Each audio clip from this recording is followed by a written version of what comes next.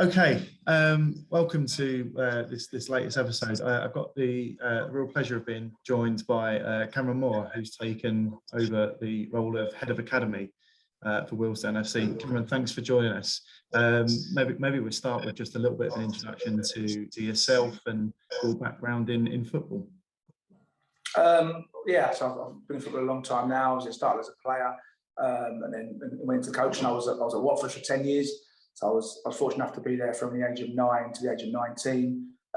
Fortunate enough to represent England at youth level while I was there. I was released by Watford like a lot of young players at 19. Trialled around a little bit and signed for Grays in the National League, the Blue Square Premier League at the time.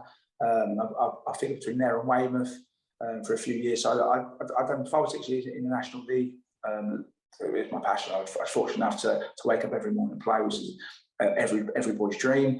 And then I realised at the age of 25 that my body wasn't really up to continuing in terms of a lot of injuries, and it was time to take it another way.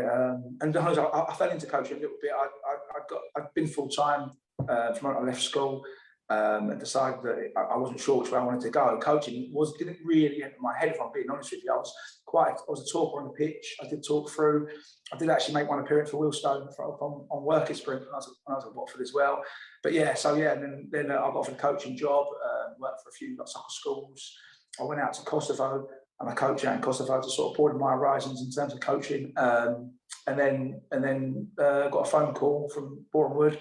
I went to Boreham Wood as a community manager and sort of built my way through the football club in terms of going to reserve team manager and then joining the first team staff as part of the management team. And yeah, so I've got some great experiences from there. I learned from the management manager there and sort of built my own philosophy in terms of it. But at the same time, I was working for the academy, which gave me loads and loads of joy in terms of developing people and really getting close bonds with players and young players and finding about what makes them tick. And because when I was 19 and got released, I remember it was hurtful, it was hard, and you become disillusioned with football and a little bit lost when you've been somewhere. And at Bournemouth, there was a lot of youngsters like that. And when I was there, we were fortunate enough to have some really, really good players that with a little bit of help and a little bit of guidance managed to kick on and go to the next level. For Sawwell that went to Huddersfield, Illyman that went to Sheffield United. So yeah, no, I've had some good success with it. But that's about getting the right players in terms of recruitment for the academy. And then when its opportunity come up, I was obviously really excited about it after leaving Boreham Wood in March. Yeah, and I think Boreham Wood, I think it may have moved on from this now, but like Willstone had the old PACE scheme, and Willstone back in the days when we were still knocking around in the sort of the Ryman League, we had great success with the youth teams, the academy teams that bred players like Jermaine Beckford, Marvin Morgan, and notable others that went on to play in the Football League. And there's been a bit of a seemingly barren spell as we've risen back through the leagues. You know, it's been a while since we've seen young players coming through the youth team, the academy. So let's now talk a little bit about the role. And this may sound kind of strange to ask you this question, but I guess for a lot of our supporters, they're aware of the academy, but perhaps not familiar with the structure of it, the size of it. Can you just give us a little bit insight into the role, and just in terms of, you know, what excited you, what drew you to that role? Yeah, so I got a call from Darren Linton a little bit before Christmas, and then there was a few discussions, and I met up with the chairman and the vice chairman and the general manager, and decided that it was something that we were really keen to make work and get together. We managed to put something together that worked. And like I said, at the moment, I heard of interest of sort of Willstone. I think it's a massive football club in terms of the support they get, and like you said, I knew Jermaine when he was at Willstone, so I knew how good it was for him to come through. But yeah, no, my remit is to produce players for the football club. I know I've seen the bond the fans can get with players, as they call one of their own. So my remit is going to be to get players to go into the academy, bring success to the academy in terms of where it stands and where it goes and what it stands for. I think the philosophy of the academy has got to be clear for all to see. I think the fans want to be able to relate to young players and be able to even keep up to date with what they're doing on a weekly basis to see how they're developing, who's coming through, and it can build an excitement of a football club. I think we've seen that with the pay scheme at Boreham Wood. So yeah, I want players that are good enough to go out and play for the first team and have their name on the back of the shirt and be proud to play for such a big football club in terms of where they're at. To be outside the football league in the national league is brilliant for any young player. So we want to produce players that the fans can be proud of and the fans can see play for the first team. So within the academy, kind of what age groups does that go up to? And I guess the biggest challenge, especially as we're seeing how physical the National League is, how do you bridge that gap of going from youth football into men's football? Yeah, so we're recruiting current year 11s, the boys between 16 and 18. They come on the programme and they train full time. And I think what you'll see between when they first come to us, it's a different environment. We're then training full time. They've got to do their education as well. They come hand in hand because we want to develop good people that play not just all about the football side of things. It's about them doing the education because they've got a plan just in case, or the likelihood of them actually progressing is very slim, and that's a realistic thing.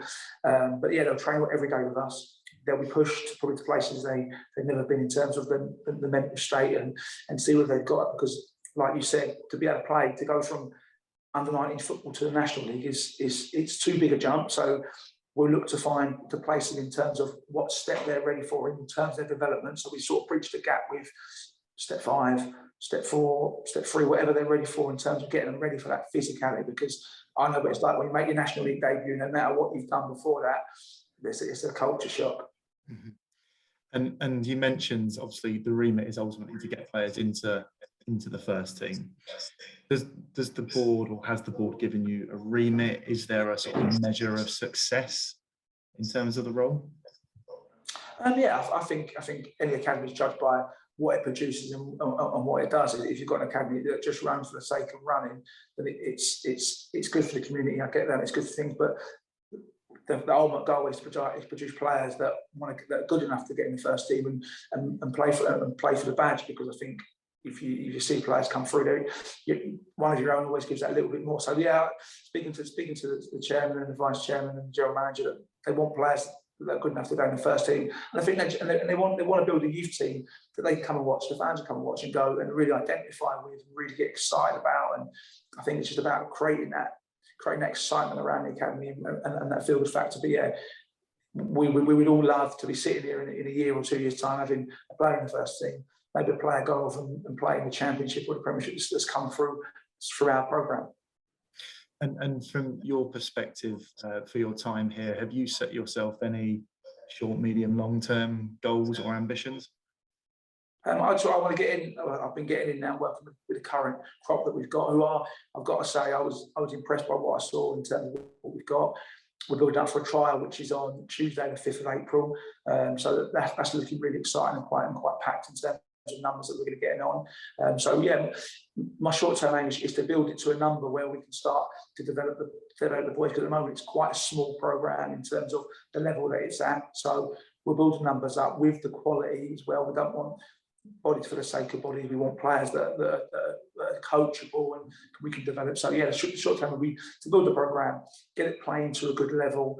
Then we can start picking up the nuggets that hopefully Stuart and the rest of the staff like and want to put in the first team.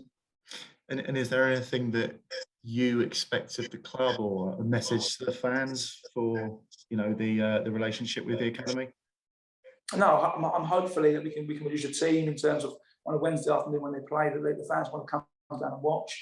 Hopefully we can get a good, real exciting run in the FA Youth Cup, because I managed to, fortunate enough to get to the 3rd round of that with Boreham Wood, and you can pluck out a big boy, which can be lovely. I know how good the Willstone fans are. I'm sure they'll come in their numbers if the club did that. But yeah, no, hopefully what the academy want to do for the fans and for the football club is produce players that are exciting and they can go and they can relate with. So I'm hoping in the next years to come we can produce players that go on above us and beyond us, but also can help us reach the next level.